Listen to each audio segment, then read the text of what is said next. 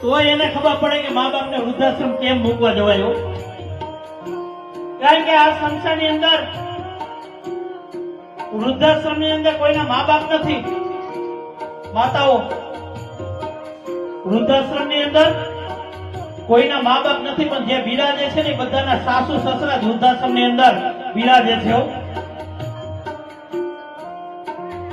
મેં મારી ઘરે ફોન કર્યો, મેં કીધું મમ્મી આવે છે.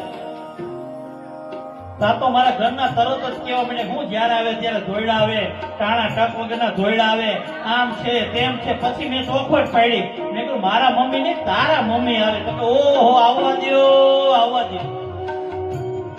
એટલો ફેર પડી જાય. બોલો આપણી માં એટલે તો હું વાંધો છે ને ખબર ન પડે. એક દીકરા